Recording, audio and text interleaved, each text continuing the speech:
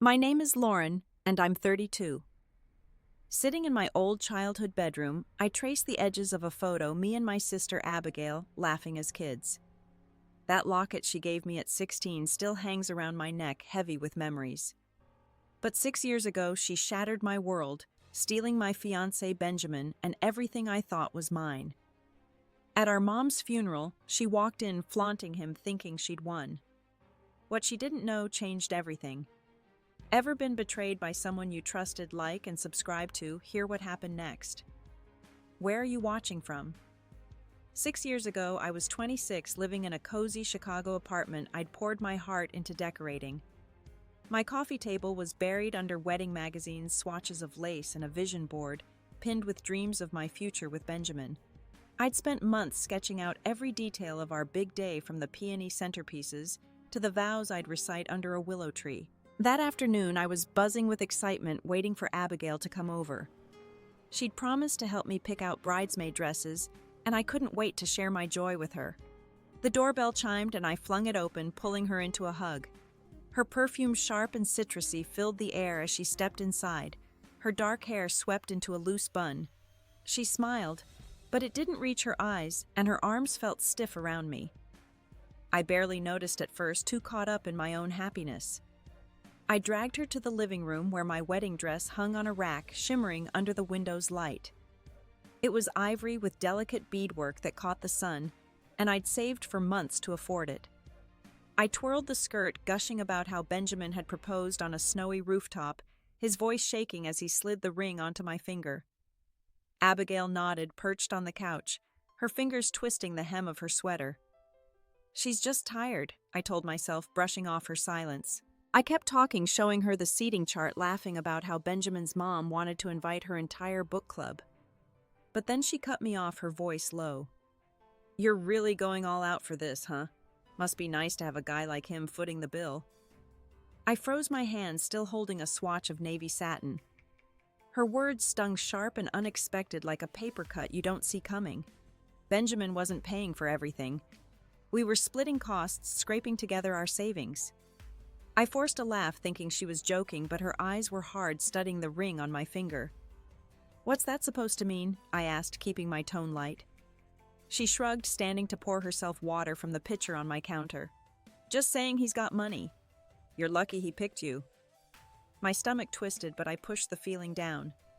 This was Abigail, my little sister, the one I'd shared secrets with under blankets, the one who'd cried in my arms when her high school boyfriend dumped her. She didn't mean it.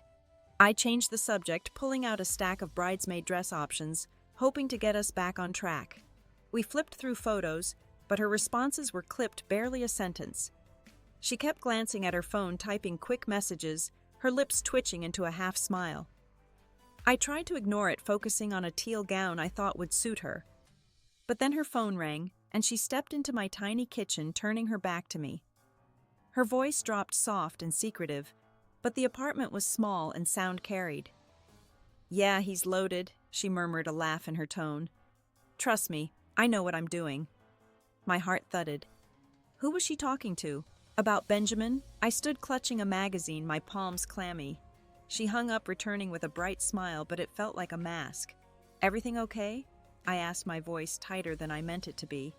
She waved a hand, dismissing me. Just work stuff. Let's keep going. But the air had shifted, heavy with something I couldn't name. I wanted to ask more, to demand who she'd been talking about, but fear stopped me. Instead, I nodded, pretending to focus on the dresses while my mind spun. Had I misheard? Was I being paranoid? Abigail had always been a little competitive, teasing me about grades or boys when we were younger. But this felt different, darker. I pushed through the rest of the visit, my laughter hollow, her comments echoing in my head.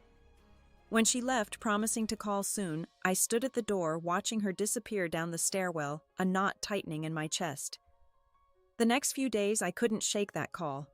I threw myself into work, hoping the routine of my marketing job would drown out the unease. But at lunch one day, my coworker Jenna leaned across the break room table, her voice low. You sure about Abigail being your maid of honor? She asked, stirring her coffee. I frowned, surprised. Jenna and I weren't close, but we'd bonded over late-night projects, and she'd met Abigail at a team happy hour. "Why wouldn't I be?" I said, defensive. She hesitated, then sighed. "Just watch her. I saw her at a bar last weekend cozying up to some guy talking about how she's got her eye on someone big. Sounded like she meant your fiancé." My fork stopped halfway to my mouth. I wanted to laugh it off to tell her she was wrong, but her words hooked into the doubt Abigail's call had planted. I mumbled something about it being a misunderstanding and changed the subject, but my appetite was gone. That evening I called Benjamin, needing reassurance. His voice was warm, steady, promising we'd go cake tasting that weekend. I hung up feeling lighter, convincing myself I was overreacting. But the next morning, I woke to a text from Abigail saying she was busy and couldn't meet to plan anymore. No explanation, just a quick apology. My unease grew a quiet hum I couldn't silence. On a whim, I decided to swing by her favorite cafe near my office during lunch, hoping to catch her to talk face to face and clear the air.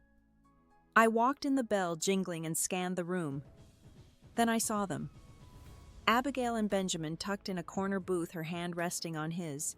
Their heads bent close, laughing like the rest of the world didn't exist. My vision blurred, the coffee cups and chatter fading. My sister, my fiancé, together. The betrayal hit like a wave, pulling me under, and I couldn't breathe. I stood frozen in the cafe doorway, my purse slipping from my shoulder, hitting the floor with a dull thud. Abigail's laughter rang in my ears, her fingers still curled around Benjamin's. He leaned toward her, his smile wide, the same one he'd given me when we picked out our apartment. My chest tightened like someone had wrapped a rope around my ribs and yanked. I wanted to scream, to storm over and demand answers, but my feet wouldn't move.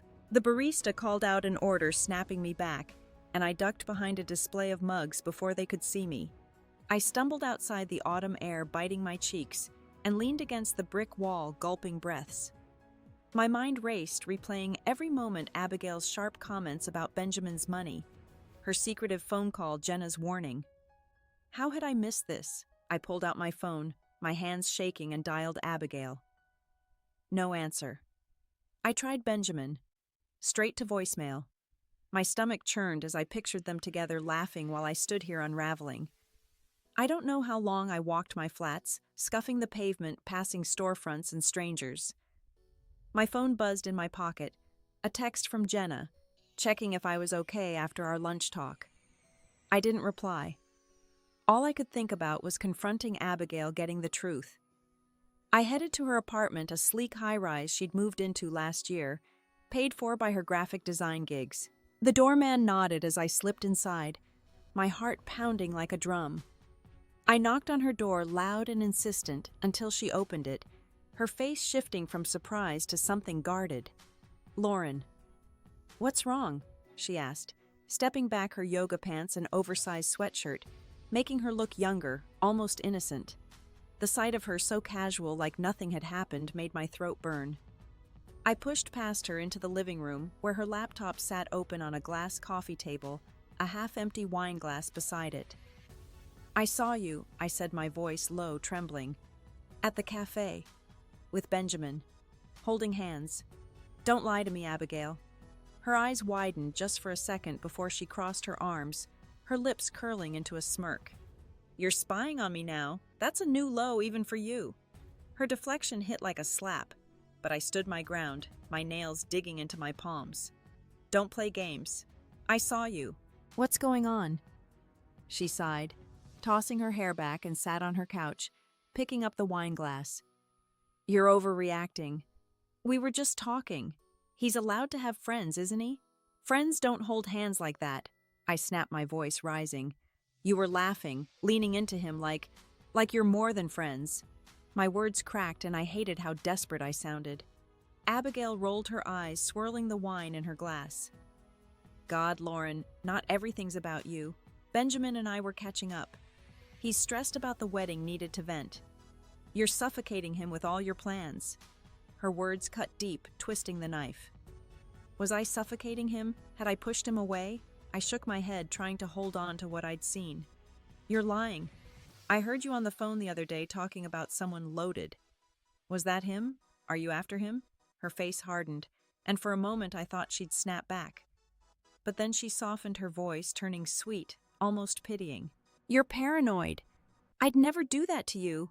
You're my sister." She stood reaching for my arm, but I jerked away, my eyes stinging. "Don't touch me," I whispered. I left her apartment, the door clicking shut behind me, and rode the elevator down in silence.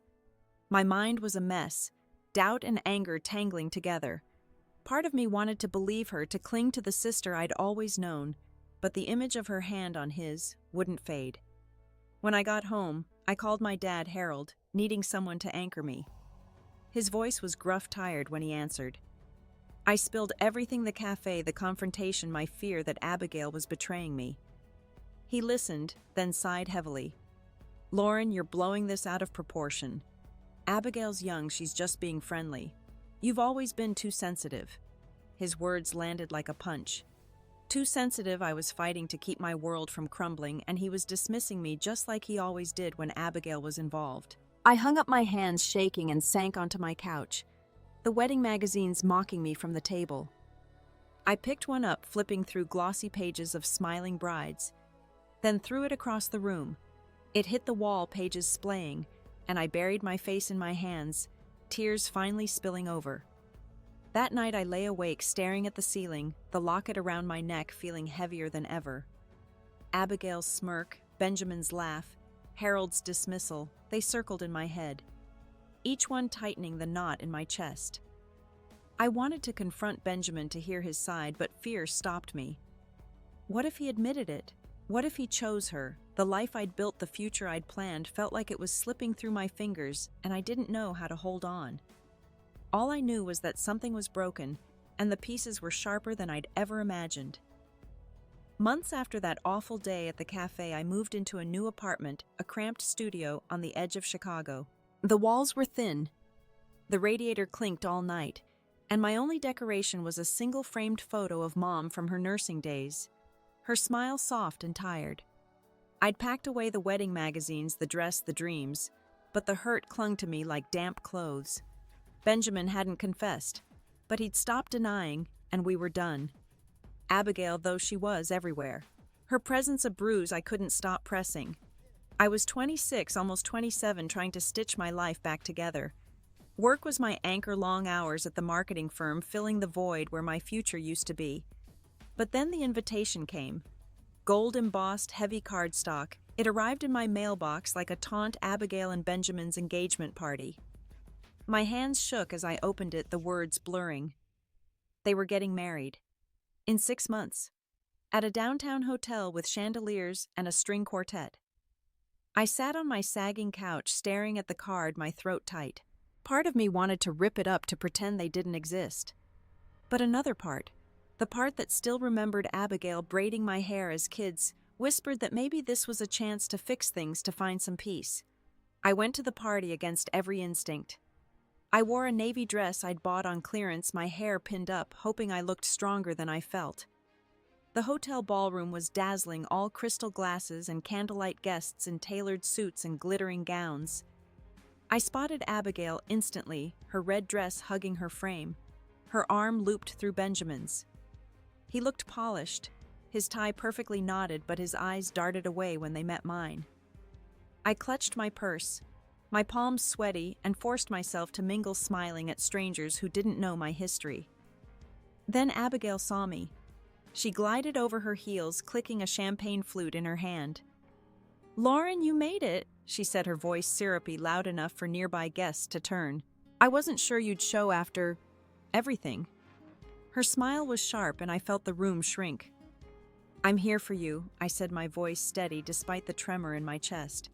"Thought we could talk." She laughed, a high, brittle sound, and leaned closer, her perfume overwhelming. "Talk, sweetie. Look around. This is my night. You're living in that sad little studio now, right? Must be tough downgrading like that." My face burned. Guests nearby shifted their whispers like static. I opened my mouth to respond, but she kept going, her voice louder. "Benjamin told me how clingy you were. No wonder he needed a fresh start." My stomach dropped, the words slicing through me. I glanced at Benjamin across the room, laughing with some guy in a suit. He hadn't even tried to stop her. I wanted to scream to tell everyone the truth, but my throat closed up. Instead, I mumbled something about getting a drink and walked away, my heels wobbling, her laughter trailing me. At the bar, I ordered a soda, my hands shaking so hard the glass clinked against the counter. A woman next to me, older with kind eyes, asked if I was okay. I nodded, forcing a smile, but inside I was crumbling. Abigail's words echoed, each one a reminder of what I'd lost: my fiancé, my savings, my sense of self. I'd thought coming here might heal something, but it was like walking into a trap. I slipped out early, the city lights blurring through my tears as I took the bus home. Back in my studio, I kicked off my shoes and sank onto the floor, the engagement invite still on my coffee table. I hadn't thrown it out, some masochistic part of me keeping it as proof this was real. My phone buzzed, a call from Mom Diane. I answered, hoping for comfort, but her voice was strained. "Lauren, you were at the party. Why didn't you stay longer?" I swallowed, my voice thick. "Abigail. She said some things. It was humiliating, Mom." There was a pause. Then she sighed. "You need to let this go. She's happy. Can't you be happy for her? I'm helping with their wedding, you know. It's what families do." I nearly dropped the phone. "You're paying for it?" I asked, my voice rising. "After what she did?" Mom's tone sharpened. "She's my daughter, too. You're holding on to grudges and it's tearing us apart." The line went quiet and I realized she'd hung up. I stared at the phone, my heart pounding. My own mother choosing Abigail, funding her victory lap while I scraped by.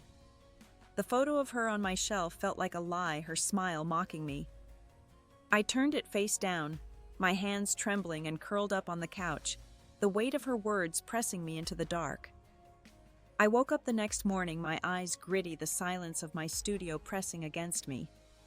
Mom's words from last night looped in my head, each one a splinter. She was funding Abigail's wedding, choosing her over me.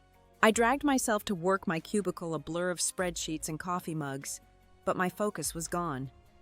My phone stayed quiet. No follow-up from Mom, no apology.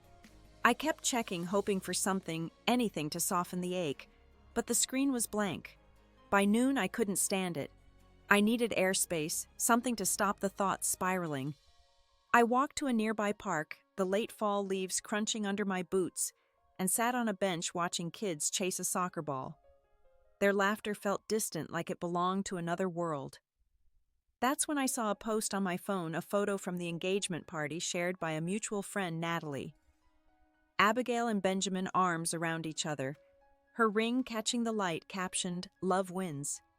The comments were a flood of congratulations, but one caught my eye, from a cousin I hadn't seen in years.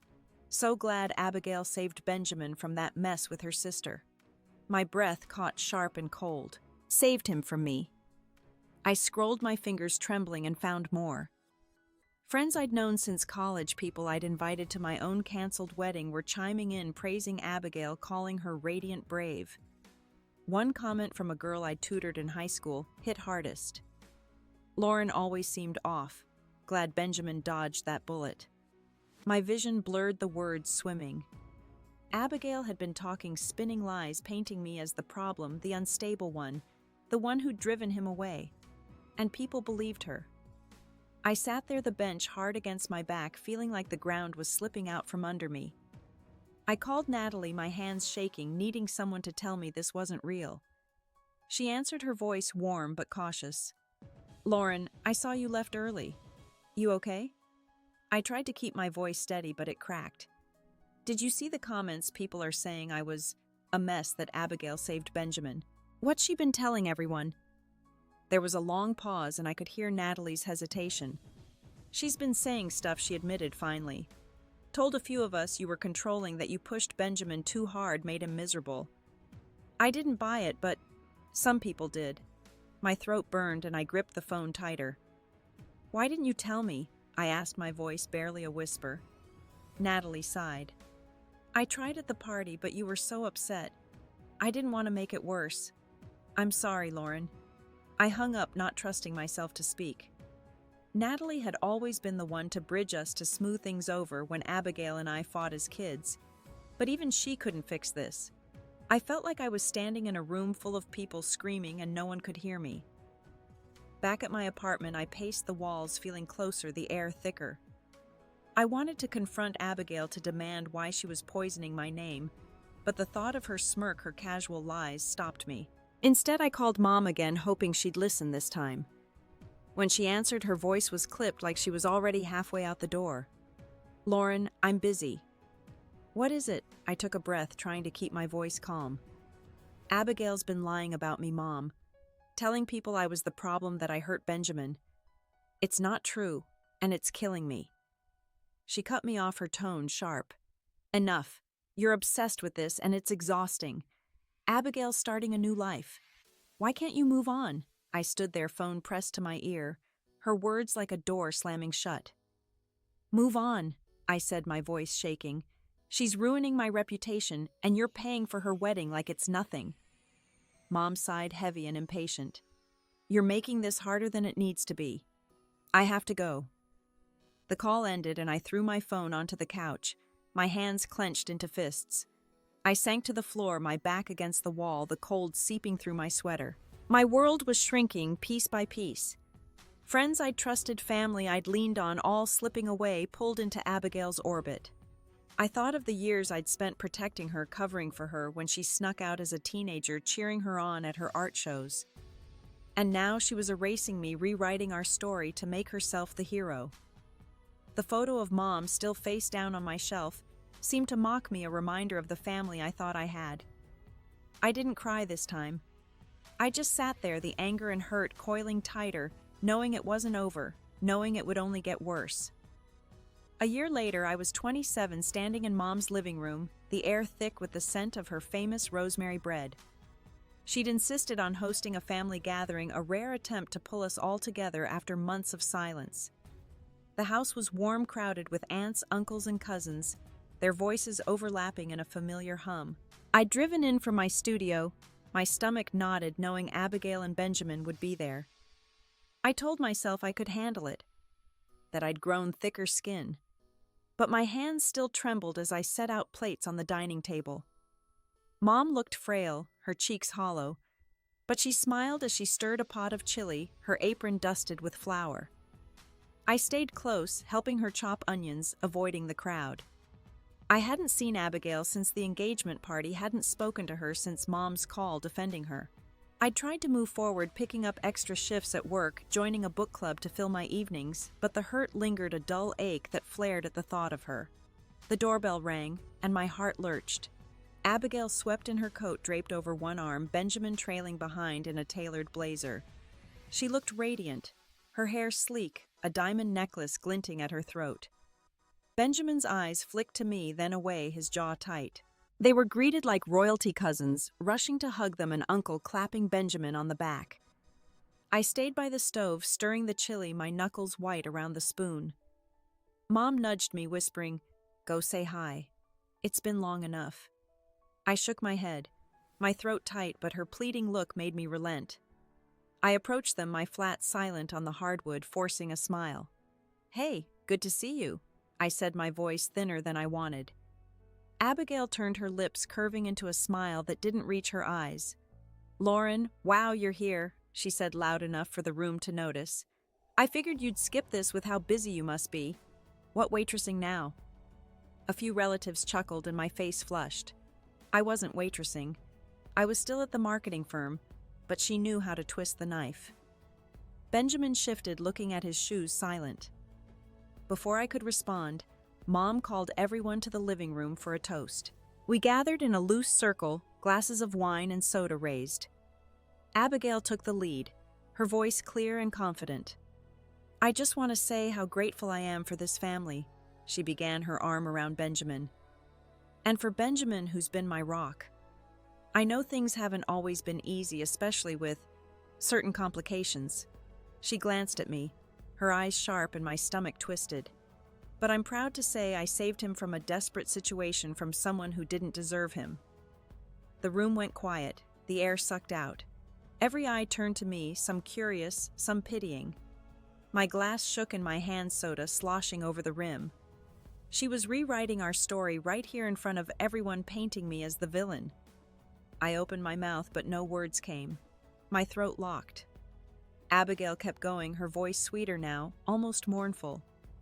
It's sad, really, watching someone cling to something that was never theirs. But we've moved on, and I hope she can too. My aunt gasped softly. A cousin whispered to her husband, their stares burning into me. I looked at Benjamin, willing him to speak, to tell the truth, but he just stood there, his face blank, letting her words fill the room. My chest heaved, anger and shame crashing together. I wanted to scream that she'd stolen him, that I'd been the one planning our life, but the weight of their gazes pinned me in place. Mom stepped forward, her hand on Abigail's arm, murmuring, "That's enough. Let's eat." But her face was pale, her lips trembling, and I saw the strain in her eyes. Then it happened. Mom clutched her chest, her glass slipping from her hand, shattering on the floor. She staggered, her knees buckling, and I lunged forward, catching her before she fell. "Mom!" I cried, my voice breaking as I eased her onto the couch. The room erupted, relatives crowding around, someone shouting to call 911. Abigail stood frozen, her face blank, while Benjamin backed away, useless. I held Mom's hand, her skin clammy, her breath shallow. "Stay with me," I whispered, my heart racing. An uncle dialed emergency services, his voice shaking, and I prayed the chaos around me fading to a dull roar. The ambulance came fast, red lights flashing through the windows.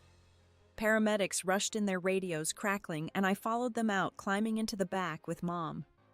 Her eyes fluttered, meeting mine, and she squeezed my hand weakly.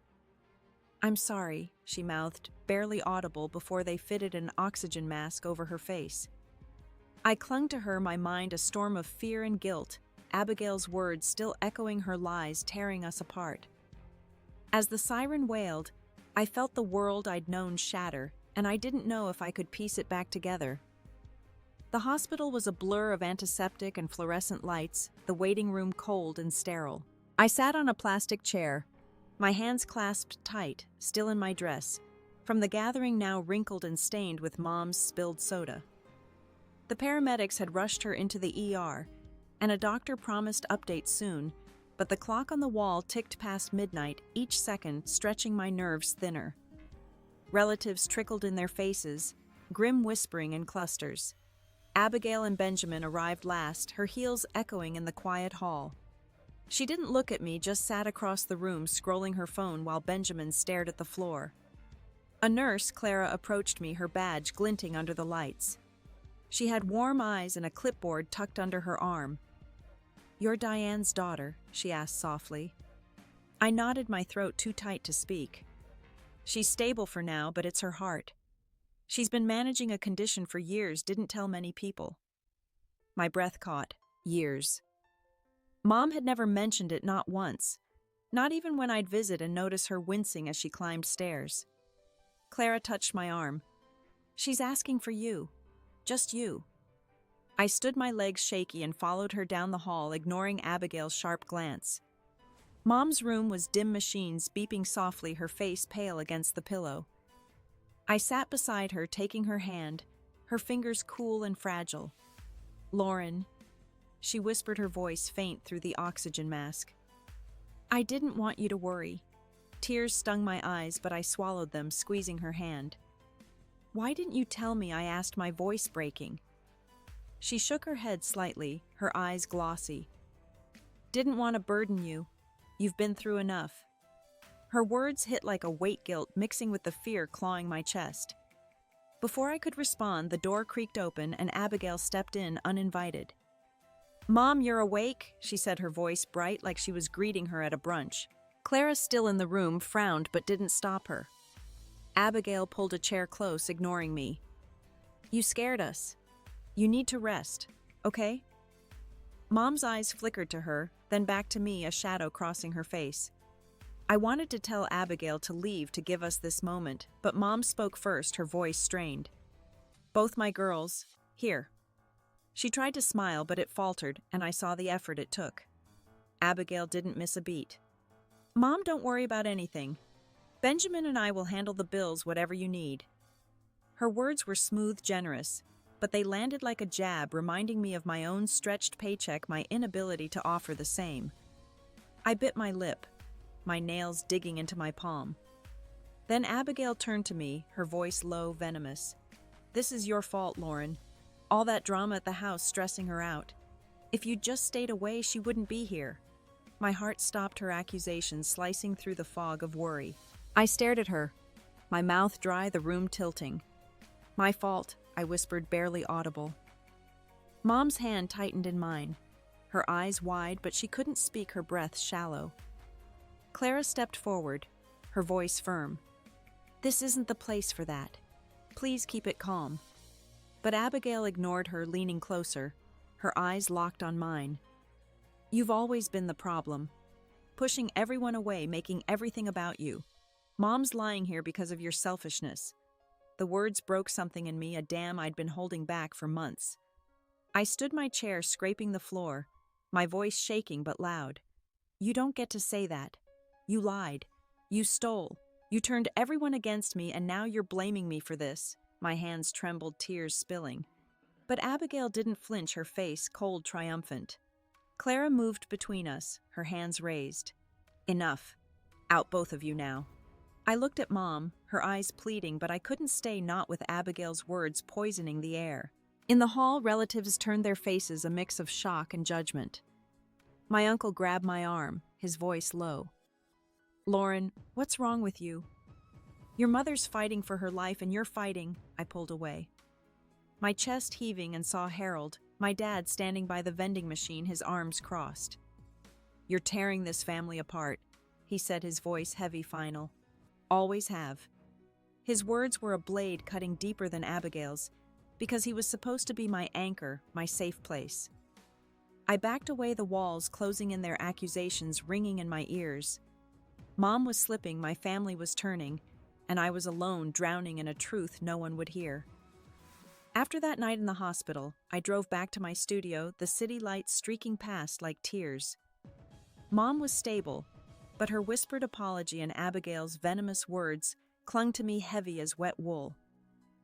I was 27 and my world felt like a house of cards collapsed under the weight of lies and blame. I sat on my floor, the linoleum cold, and made a choice. I couldn't keep living in Abigail's shadow, letting her rewrite my story. I needed to rebuild for me, not for them. The next morning I called Abigail's number and blocked it before it could ring. I did the same with Benjamin, my finger hesitating only a second. My hands shook, but it felt like cutting a rope that had been strangling me. I didn't tell Mom or Dad. Their silence after the hospital said enough. I needed space, a clean break, to find who I was without their voices in my head. Chicago felt suffocating, every corner tied to memories of betrayal. So I started looking for jobs elsewhere, anywhere that wasn't here. A week later, I found a marketing coordinator role in Seattle, a city I'd never visited, far enough to feel like a fresh start. The interview was over video, my laptop balanced on a stack of books, and I spoke with a confidence I didn't know I had. They offered me the job, and I accepted, my heart racing with something like hope. Packing was quick.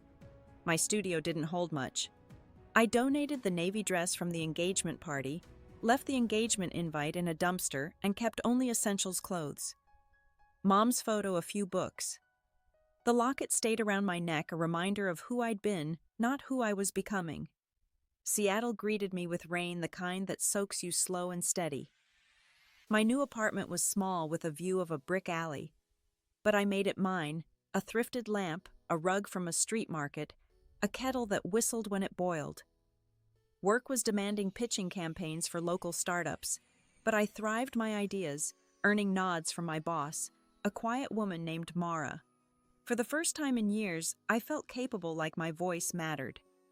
I kept my distance from family, sending Mom short texts to check in, avoiding any mention of Abigail or the fight. Her replies were brief, but I told myself it was enough for now. At work, I met Ethan, a graphic designer with a crooked smile and a habit of leaving doodles on meeting notes. He was 29 with dark curls and a laugh that warmed the room. We started small, sharing coffee during late-night projects, talking about music or the best food trucks. He never pushed, never pried, but his steadiness made me feel safe, like I could breathe a little easier. One day he asked me to grab dinner after work. just tacos at a place with sticky tables and neon signs. I said yes, my heart fluttering, but I kept my guard up, memories of Benjamin's betrayal still sharp. That night over greasy carnitas, Ethan told me about his childhood in Oregon, his dad's old record shop, his dream to design album covers. I shared bits of my life, carefully edited, my love for painting, my knack for organizing chaos. Nothing about Abigail or the wedding. When he walked me to my bus stop, the rain misting around us, he said, "You're kind of a mystery, Lauren." I like that. I smiled, my cheeks warm, but inside I was terrified. Trusting someone new felt like stepping onto thin ice, but I wanted to try. Back home, I signed up for therapy, something I'd never considered before. My therapist, Dr. Ellis, had a voice like chamomile tea, calm and grounding. In our first session, I sat on her couch picking at my nails and let the story spill: Abigail's lies, Mom's collapse, Dad's coldness. Dr. Ellis listened, her pen still, and asked, "What do you want for yourself, Lauren? Not for them, but for you." The question hit hard, like a door swinging open. I didn't know, but I wanted to find out. I started small, joining a community center where I volunteered to teach art to kids. The first class, a girl named Mia, maybe 10, handed me a drawing of a lopsided sun, her grin wide. "It's for you," she said, and I taped it to my fridge that night, my first real smile in weeks. Teaching filled a space I hadn't known was empty, each brushstroke a step away from the past. I wasn't healed, not yet, but I was moving, building something new, and for the first time I felt a spark of strength, like I could be more than my scars. The weeks in Seattle blurred into months, each one a brick in the wall I was building around myself. I was 28 now, and the ache from Abigail's betrayal still lingered, but it was quieter, like a bruise fading under the skin. My apartment had become a sanctuary with potted herbs on the windowsill, and a canvas I'd started painting, all blues and golds, unfinished but alive. Work was steady, my campaigns earning praise, and Ethan's presence, gentle and constant, was a tether to something new. But I knew healing wasn't just about moving forward. It was about facing the pieces I'd buried. In therapy, Dr. Ellis pushed me to dig deeper. One session, she asked me to write a letter to Abigail, not to send, but to say everything I'd held back. I sat at my kitchen table that night, a single bulb flickering above, and poured it out. I wrote about the cafe, her lies, the way her words at Mom's gathering had shattered me. I wrote about the sister I'd loved, the one who'd shared my bunk bed and my secrets, and how I didn't recognize her anymore. The pen shook in my hand, ink smudging, but when I finished, I felt lighter, like I'd set down a weight I'd carried too long. I folded the letter and tucked it into a drawer, not ready to burn it, but not needing to read it again. Volunteering at the community center grew into my haven. The kids, with their messy ponytails and paint-splattered shirts, gave me purpose. One boy, Jamal, shy and wiry, reminded me of myself at his age, always watching, afraid to step into the light. He'd linger after class, sketching in a notebook he never showed anyone. One day I sat beside him, offering a new set of colored pencils. "You don't have to show me," I said, "but I bet those drawings are something special." He glanced up, his eyes cautious, then slid a sketch toward me, a dragon fierce and detailed soaring over a city. I grinned, and he smiled back, small but real. Helping him, seeing his confidence grow, stitched something in me back together. Ethan and I were cautious, our dates simple walks along the waterfront, sharing fries at a diner, watching old movies on his beat-up couch. He never pressed for more than I could give, but one night as we sat on a pier, the water lapping below, he took my hand. "I'm not going anywhere," he said, his voice low, steady. "But I want to know you, Lauren, all of you, whenever you're ready." My heart thudded, fear and longing tangled together. I told him about Mom's collapse, Dad's coldness, but stopped short of Abigail's name. He listened, his thumb tracing circles on my hand, and I felt a door crack open inside me, just a sliver. I started visiting Mom in secret, driving to Chicago every few months when I knew Abigail wouldn't be there. Her health was fragile, her kitchen table now cluttered with pill bottles instead of recipe cards. We'd sit on her porch sipping tea, talking about her old nursing stories or my latest campaign. She never brought up Abigail, and I didn't ask, but I saw the strain in her eyes, the unspoken regret. One visit, she handed me a small box, her hands trembling. Inside was a silver bracelet, simple, engraved with a tiny star. "Wore it when I graduated," she said. "Thought you should have it." I slipped it on my throat tight and hugged her, feeling the years of distance shrink, if only for a moment. At a therapy group, Dr. Ellis suggested I met Ruby, a woman in her 40s with a gravelly laugh and a story that mirrored mine. Her brother had betrayed her over a family business, leaving her ostracized. Over coffee after a session, she leaned across the table, her eyes fierce. "You don't owe them forgiveness," she said. "You owe yourself a life that's yours." Her words sank deep, a spark igniting. I started setting boundaries, small but firm. No more answering Dad's guilt-tripping voicemails, no more scrolling social media for Abigail's updates. I was done letting their choices define me. One evening after a long day at work, I stood in my apartment, the bracelet glinting on my wrist, Mia's sun drawing bright on my fridge. I opened my drawer, pulled out the letter to Abigail, and read it once more. Then I walked to my balcony, the city humming below, and tore it into pieces, letting the wind carry them away. I didn't need her to hear me anymore. I was enough. I stood there, the locket still around my neck, but lighter now.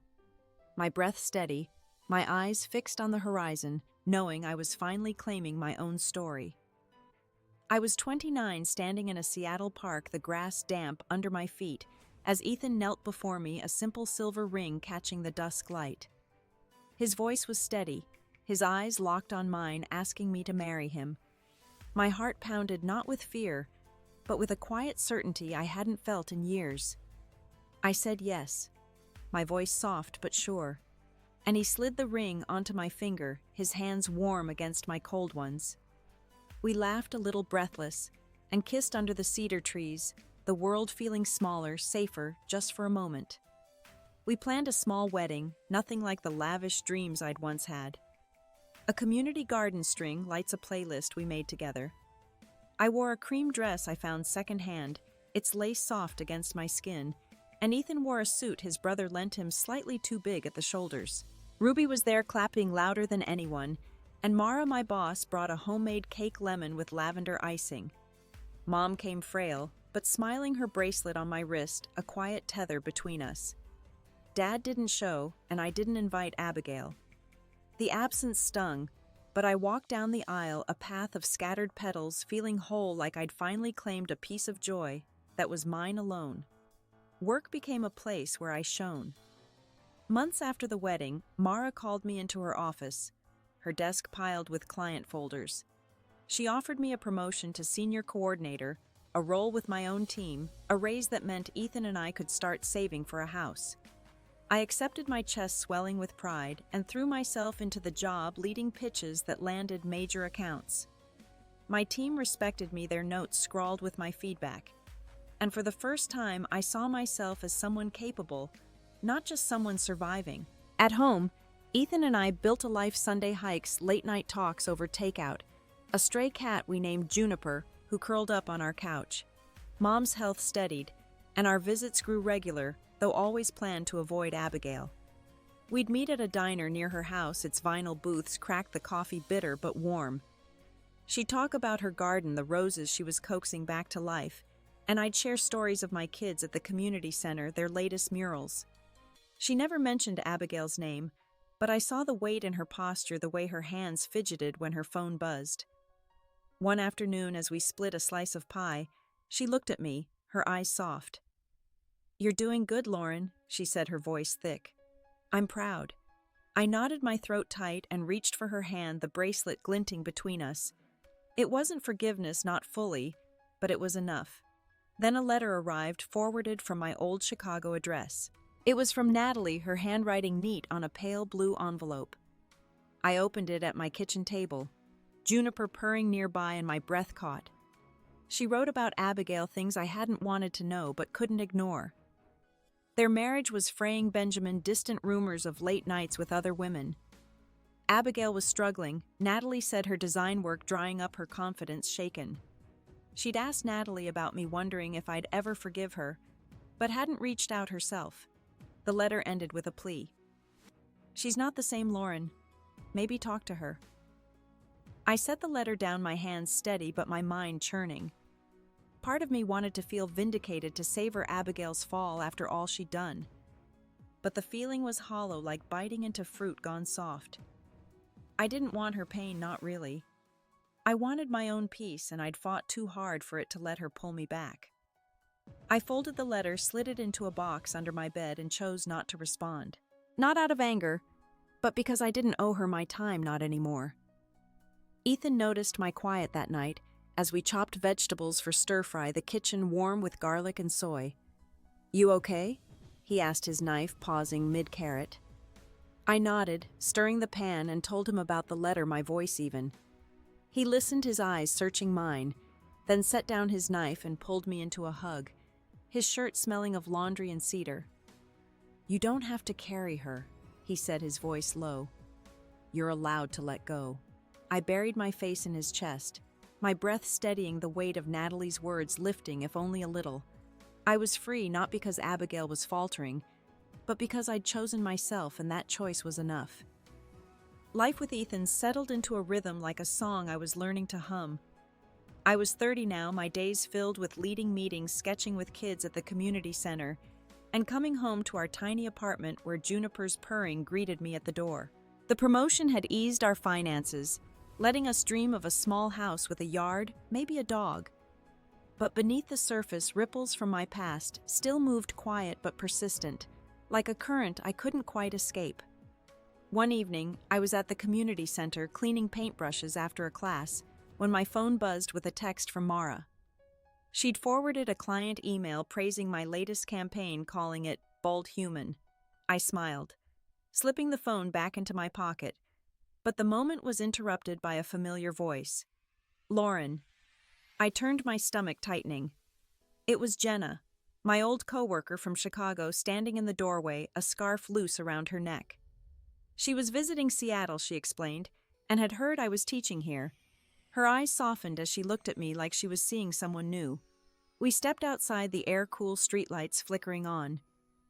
Over coffee at a nearby shop, its windows fogged with steam, she asked about my life, my work. Ethan. I kept it light, mentioning the wedding, my team, but her face grew serious. "I saw Abigail last month," she said, stirring her latte, her spoon clinking. "She's not great. Benjamin's been spotted with someone else, some model. Abigail's pretending it's fine, but she's unraveling. Keeps asking about you if you're happy." My jaw tightened, the locket at my neck suddenly heavy. I didn't want to care, didn't want her name to pull me back, but a pang hit me sharp and unbidden. I sipped my coffee, the bitterness grounding me. "She made her choices," I said, my voice low, controlled. Jenna nodded, but her eyes lingered, searching. "She knows she messed up. Doesn't say it, but you can tell. She's got the money, the house, but it's hollow." I looked away out the window at the passing cars, their headlights blurring in the dusk. I'd spent years clawing my way out of her shadow, building a life that felt true. Hearing she was faltering didn't bring the satisfaction I'd expected. It just felt heavy, like a stone I didn't want to carry. Back home, I didn't tell Ethan about Jenna's visit. Instead, I curled up next to him, the TV flickering with a cooking show we weren't really watching. His arm rested around me steady, and I tried to focus on the warmth, the safety of now. But my mind kept drifting to Abigail, to the girl who'd once drawn stars on my notebooks, now lost in a life she'd fought to steal. I didn't hate her, not anymore, but I didn't owe her my pity either. I'd chosen my path, and it was mine. The next week, Ethan's family invited us to dinner, their first big gathering since our wedding. His parents' house was warm, cluttered with photos and mismatched chairs, the table heavy with roasted chicken and mashed potatoes. His sister Lila poured wine, her laugh filling the room. But as we ate, the conversation turned to family. "Lauren, you don't talk much about yours," his mom said, her tone kind but curious. "Your mom's doing better, right? What about your sister?" The fork in my hand stilled the room, suddenly too warm. Ethan squeezed my knee under the table, his eyes steady, but I felt the weight of their gazes waiting. I took a breath, my voice even. "Mom's okay. My sister, we don't talk much." The words were simple, but they carried years of ache. Lila frowned, leaning forward. That's sad. Family's everything you know. You should reach out. Her words weren't cruel, but they stung, a reminder of the gap I'd carved between me and mine. Ethan's mom nodded, adding, "Life's too short for grudges." I forced a smile, my throat tight, and changed the subject to dessert, but the air had shifted, their questions lingering like a draft. Later, as we drove home, the city lights streaking past, Ethan reached for my hand. "You handled that well," he said, his voice soft. I nodded, staring out the window, but inside I felt raw, exposed. His family meant well, but they didn't know the cost of reaching out the way Abigail's choices had fractured me. I'd built something solid, something real, but the cracks from my past were still there, and their questions had pressed against them hard. I leaned my head against the glass, the coolness steadying me, and let the silence settle heavy with everything I couldn't say. I was 32, standing in a Chicago funeral home, the air heavy with lilies and hushed voices. Mom's passing had come quietly a few weeks after a late-night call from her doctor. I'd flown in from Seattle, Ethan by my side, to organize the service. The room was warm, wood-paneled, filled with faces from my past neighbors, cousins, old friends. I moved through them, shaking hands, accepting condolences, my black dress soft against my skin. The weight of loss sat in my chest, but it was steady, not sharp like a stone smoothed by a river. I'd spent the last few days sorting Mom's things, her house now a maze of boxes and memories. Ethan helped folding her sweaters, packing her cookbooks, his quiet presence a balm. We'd decided to keep the service simple, a few hymns, a eulogy. I'd written a slideshow of her life. I stood by the guest book, pen in hand, greeting people as they arrived. Natalie was one of the first, her hug warm, her eyes red-rimmed. "She loved you so much," she whispered, and I nodded, my throat tight, grateful for her familiar face. Between greetings, I stole moments alone, adjusting the photo display, Mom's smile beaming from each frame, her in a nurse's cap, her with us as kids, her tending her roses. Each one stitched me closer to her, a thread I hadn't realized I'd needed. I paused at a picture of her laughing at a picnic, her hair loose, and felt a pang, not of grief but of gratitude. She'd been flawed, her choices sometimes cutting, but she'd loved me in her way, and I'd learned to hold that truth gently. Ethan found me by the display, his hand brushing mine. "You're doing great," he said, his voice low, steady. I leaned into him, his wool coat rough against my cheek, and let out a breath. "It's strange," I said, "being back here, seeing everyone. It's like I'm meeting myself again." He nodded, his eyes searching mine, and handed me a cup of tea, chamomile, its warmth seeping into my palms. We stood there, the crowd's murmur a soft backdrop, and I felt anchored, like I could face whatever came next. Later, I slipped into a side room to check the program, the paper crisp in my hands. That's when I found it tucked in a box of Mom's keepsakes. The funeral director had brought a leather-bound journal, its pages yellowed, her handwriting looping across them. I sat on a velvet chair, the room quiet, and opened it, my heart quickening. The entries were scattered, some from years ago, others recent. One caught my eye, dated a year before her collapse. "Lauren's stronger than she knows. I wish I'd told her more. Abigail's my fault, always favored her, thought it balanced things. I was wrong." My breath hitched, the words blurring. Mom had seen it, the imbalance, the way her choices had tipped the scales. Another entry months later. "Lauren's building something real in Seattle. I'm proud, even if I don't say it enough." I traced her words, my fingers trembling, a mix of ache and relief washing over me. She'd known, she'd regretted, and she'd loved me even in her silence. I closed the journal, holding it to my chest, and felt a piece of my past settle like dust after a storm. Back in the main room, I saw a small girl, maybe 7, weaving through the crowd, a crayon drawing clutched in her hand. She was the daughter of Mom's neighbor, her braids swinging as she approached. "This is for you," she said, her voice shy, handing me the paper.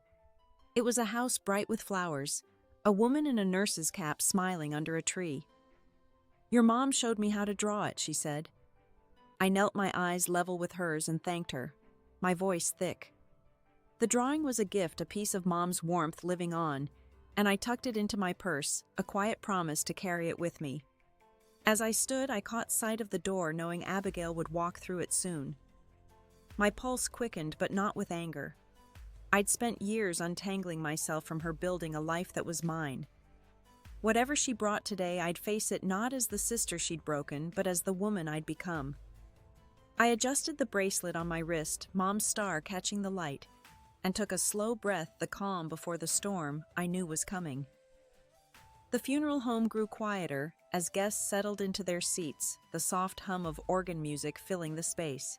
I stood near the front, clutching the eulogy I'd written, its pages creased from my grip.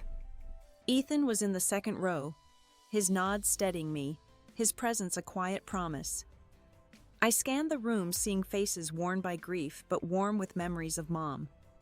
My heart was heavy, but it wasn't jagged anymore, smoothed by the work I'd done to find myself again. I stepped to the podium, my shoes soft on the carpet, and began reading. My voice trembled at first, recounting Mom's life, her late shifts at the hospital, her habit of humming while cooking, her stubborn love for us all. I spoke of her flaws too, her uneven affection, but how she'd tried in her way to hold us together. The room listened, some nodding, others wiping tears, and I felt Mom there, not in the casket, but in the words and the love we'd salvaged. When I finished, I folded the paper, my hands steady, and sat beside Ethan, his hand finding mine. After the service, I mingled, thanking people for coming, their stories of Mom weaving a tapestry I hadn't fully seen. A former patient told me how Mom had sat with her during chemo, bringing her magazines, making her laugh. It was a side of her I'd forgotten, buried under years of tension. Each story softened the edges of my grief, reminding me that love, even imperfect, leaves echoes. I listened, nodded, and felt my shoulders loosen, like I was shedding a coat I'd worn too long. I found a moment to slip away, stepping into the funeral home's garden, a small courtyard with a stone bench and ivy climbing the walls. The air was crisp, carrying the faint scent of rain. I sat the bench, cold through my dress, and pulled Mom's journal from my bag. I hadn't read more since finding it, but now I flipped to a later entry, her writing shakier. I wish I'd been braver for Lauren. She's my quiet strength, always was. My eyes stung, but I didn't cry. I closed the journal, tucking it away, and let her words settle, a final gift I could carry without breaking. Natalie joined me, her coat buttoned tight, her breath visible in the cool air. We sat in silence for a moment, the kind that doesn't need filling. "You've changed," she said finally, her voice soft. "Not just Seattle or the ring. It's you. You're steady." I smiled, small but real, and looked at her. "Took a while," I said. "Still working on it." She nodded, squeezing my arm, and we sat there, the world slowing, the weight of years easing just enough to breathe. Back inside, I helped Ethan arrange the reception table, setting out trays of sandwiches and cookies. He moved with me, his quiet efficiency, a comfort like a dance we'd learned together. We didn't talk about Abigail, but I knew she'd arrive soon, her presence a shadow I couldn't avoid. I wasn't afraid, not anymore. I'd built a life beyond her reach, not to prove her wrong, but to prove myself right. The locket at my neck felt different now, not a chain but a choice, a piece of my story I'd reclaimed. As I placed the last tray, I caught Dad's eye across the room. He stood alone, his suit rumpled, his face lined with something like regret. He gave a small nod, his lips twitching, and said, "She'd be proud of this, Lauren." His voice was gruff, the closest he'd come to warmth in years. I nodded back, my heart steady, and turned away, not needing more. The room hummed with life, with loss, with the messy beauty of moving forward. I stood by Ethan, my hand in his, and took a slow breath, ready for whatever came next, knowing I was enough. The reception hall was a soft hum of voices, clinking glasses, and the faint rustle of coats as guests prepared to leave. I stood by a long table, rearranging a tray of fruit to keep my hands busy, the air warm with the scent of coffee and pastries. I was 32, and Mom's funeral had drawn a line through my life, separating who I'd been from who I was becoming. Ethan moved nearby, gathering empty cups, his quiet strength a steady pulse beside me. The room felt like a bridge connecting my past to a future I was ready to claim. Abigail walked in her heels, sharp against the hardwood, Benjamin trailing behind. Her dress was sleek, her diamond ring catching the light, but her face was tight, her eyes scanning the room. She spotted me, and her lips curved into a smile that felt rehearsed like a mask she'd worn too long.